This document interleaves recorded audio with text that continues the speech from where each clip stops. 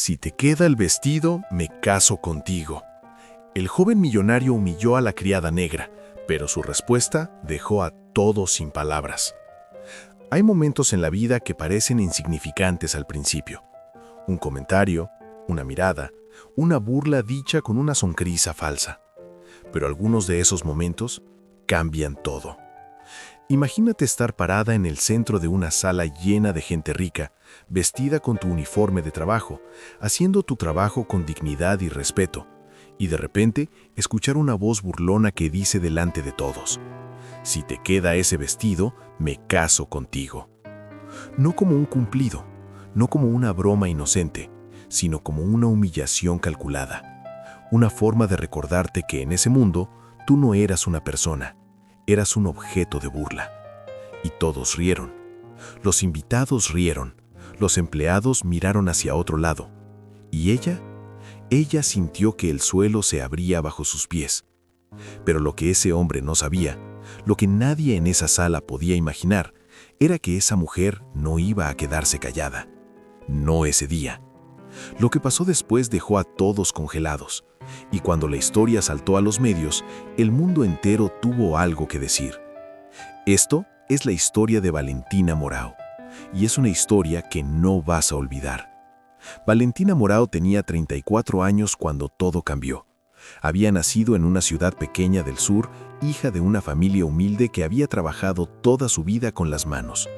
Su madre limpiaba casas ajenas desde los 17 años. Su padre trabajaba en una fábrica de textiles que cerró cuando Valentina tenía 12 años. Desde pequeña, Valentina aprendió algo que nadie le enseñaba en la escuela, que en el mundo real el trabajo honesto no siempre te lleva a donde mereces llegar. Pero eso no la detuvo. Estudió de noche, trabajó de día, se graduó en administración de empresas en una universidad pública, pagando cada semestre con lo que ganaba limpiando oficinas los fines de semana. No era el camino que ella hubiera elegido si hubiera tenido opciones más fáciles, pero era el camino que tenía, y lo caminaba con la cabeza en alto. Cuando llegó a la capital buscando mejores oportunidades, la realidad la golpeó de frente. Su título universitario no abría las puertas que ella esperaba. Las entrevistas terminaban con frases vagas como «te llamamos» o «no encajas con el perfil». Después de meses buscando, aceptó un trabajo como personal de servicio en una de las mansiones más exclusivas de la ciudad, la residencia de los Castellano Vidal. Una familia de dinero antiguo y reputación de hierro, o al menos eso era lo que aparentaban. Valentina llegaba puntual cada mañana, cumplía con cada tarea sin quejarse y trataba a todos, desde el jardinero hasta la señora de la casa, con el mismo respeto. Era buena en su trabajo, era mejor como persona, y durante meses mantenía su cabeza baja, guardando silencio ante los comentarios que a veces rozaban el límite de lo aceptable, hasta que llegó el día de la fiesta de compromiso.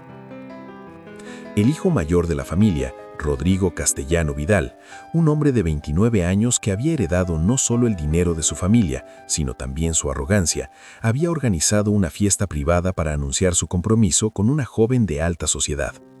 La mansión fue decorada con flores importadas, telas de seda y luces de cristal.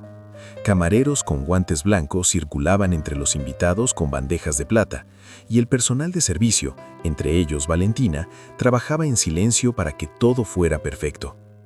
Esa noche, Valentina no sabía que su vida estaba a punto de cambiar, pero tampoco lo sabía Rodrigo.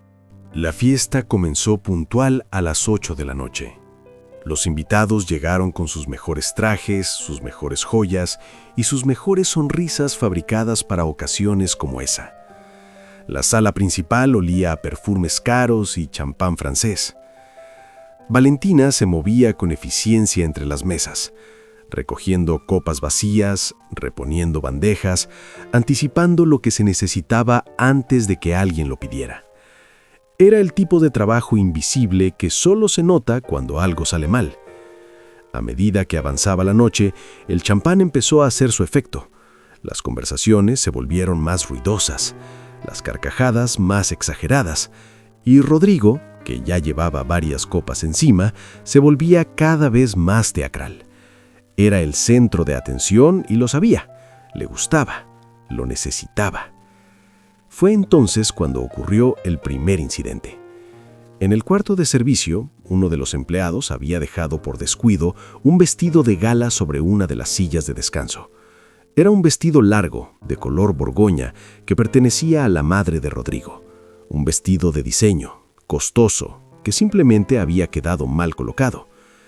Valentina lo vio, lo tomó con cuidado y fue a buscarlo a alguien del personal para devolverlo. Pero antes de que pudiera llegar a la persona correcta, Rodrigo la vio pasar por el pasillo con el vestido en los brazos. Y algo en su mente, quizás impulsado por el alcohol, quizás por algo más profundo y más oscuro, lo llevó a hacer lo que hizo a continuación. Levantó la voz para que todos en la sala pudieran escucharlo. 72 invitados, todo el personal presente, su prometida sentada a 3 metros de distancia, y con una sonrisa que Valentina describiría después como la sonrisa de alguien que nunca había enfrentado consecuencias en su vida, dijo esas palabras. «Oye, Valentina, si te queda ese vestido, me caso contigo». Y luego rió. Y los que estaban cerca de él rieron también, porque era la clase de persona ante quien la gente ríe, no porque sea gracioso, sino porque tiene dinero y poder, y nadie quiere quedarse fuera del círculo. Valentina se detuvo. Sintió el peso de 72 miradas sobre ella. Sintió el calor en su cara. Sintió algo apretarse en su pecho que no era vergüenza, era otra cosa. Era algo que había estado acumulándose meses, durante años, quizás durante toda una vida de sonrisas forzadas ante comentarios que no merecían una sonrisa. Y por un segundo, solo un segundo, consideró hacer lo que siempre había hecho. Bajar la mirada, murmurar una disculpa que no tenía por qué dar y seguir caminando como si nada hubiera pasado. Pero ese segundo pasó, y lo que ocurrió después fue algo que nadie en esa sala esperaba. Valentina se detuvo completamente, enderezó la espalda, levantó la mirada y miró directamente a Rodrigo Castellano Vidal a los ojos, sin temblar, sin bajar la vista, sin pedir permiso para existir en ese espacio. La sala, sin que nadie lo ordenara, comenzó a silenciarse. Las conversaciones se apagaron una por una, las copas dejaron de tintinear, y 72 personas, algunas conscientes de lo que abunda a punto de pasar y otras simplemente arrastradas por el instinto de que algo importante estaba ocurriendo, volvieron su atención hacia el pasillo. Valentina Morau había pasado años siendo invisible en esa mansión. Había escuchado comentarios sobre su cabello, había soportado bromas sobre su acento, había recibido instrucciones dadas en un tono que jamás se usaría con otra persona que no llevara un uniforme de trabajo. Había aguantado, no por debilidad, sino porque creía que la dignidad se demuestra con hechos, no con reacciones. Pero había un límite, y esa noche, frente a 72 personas, Rodrigo Castellano Vidal había cruzado ese límite. Lo que Valentina dijo en ese momento no fue un grito, no fue un insulto, no fue una explosión de rabia. Fue algo mucho más poderoso que todo eso. Con una calma que hizo que más de uno en la sala se moviera incómodo en su silla, Valentina comenzó a hablar. Habló de su título universitario. Habló de los años que había estudiado mientras limpiaba oficinas a las 5 de la mañana. Habló del negocio que había estado construyendo en silencio durante los últimos 2 años, un proyecto de consultoría que ya tenía 3 clientes confirmados y que le había generado en los últimos 6 meses casi el doble de lo que ganaba en esa mansión.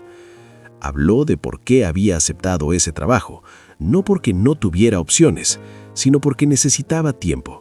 Porque a veces el camino más inteligente no es el más rápido, porque había aprendido desde pequeña que el trabajo honesto, cualquier trabajo honesto, merece respeto, y que la persona que lo hace también lo merece.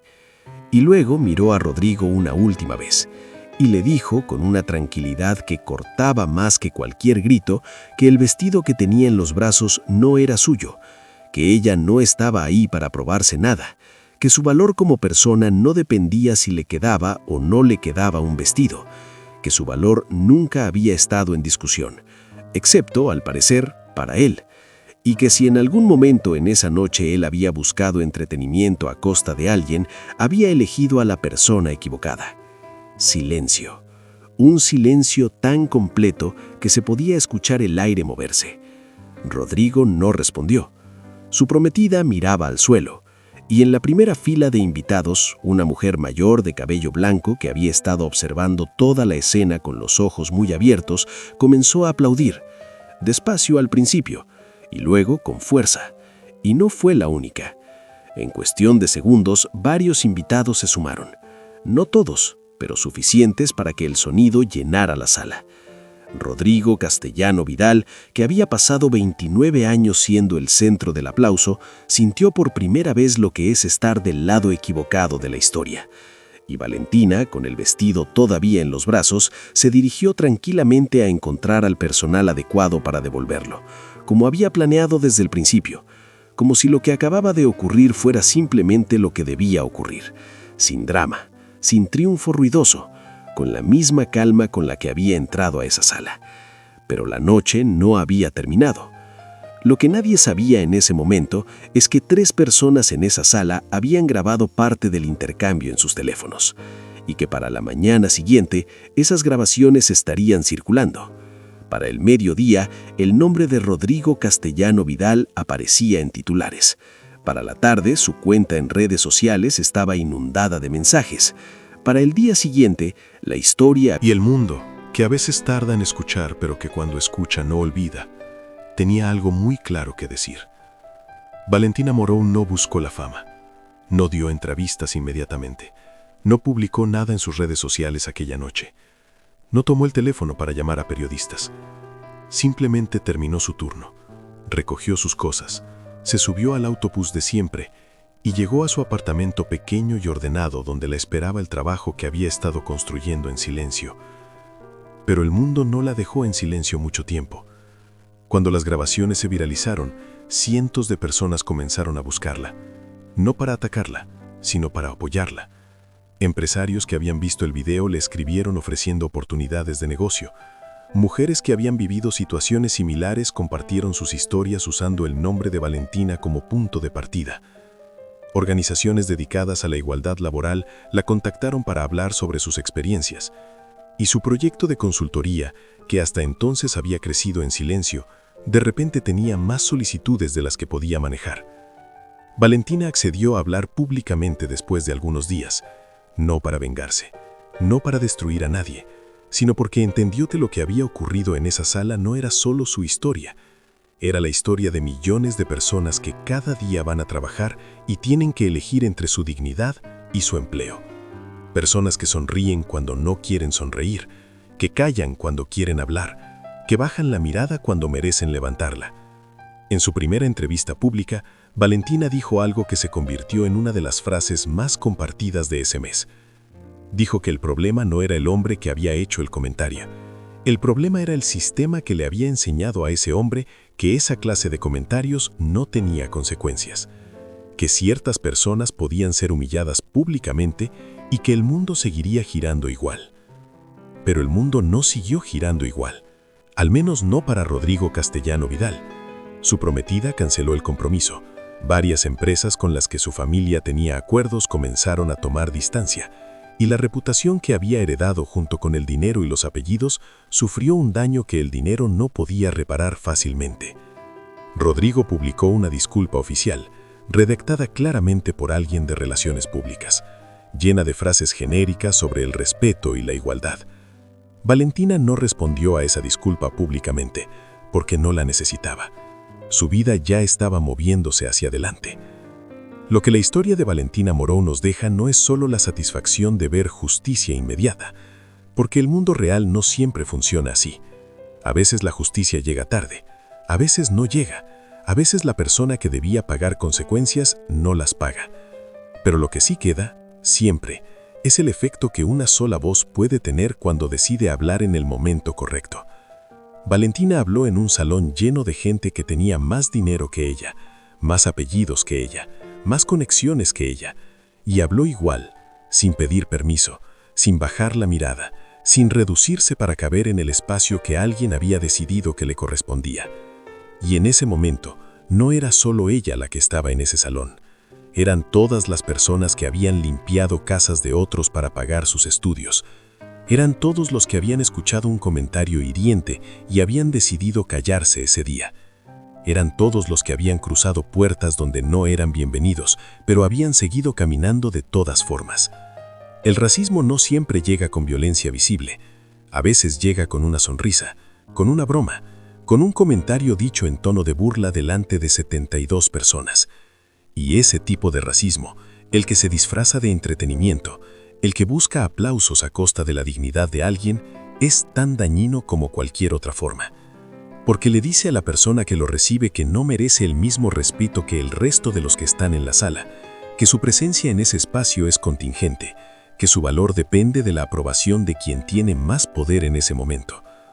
Valentina rechazó ese mensaje, no con odio, no con violencia, con la única arma que nadie le podía quitar, su propia historia, su propia voz, su propia certeza de quién era, independientemente de lo que cualquier hombre en una sala llena de champán decidiera pensar.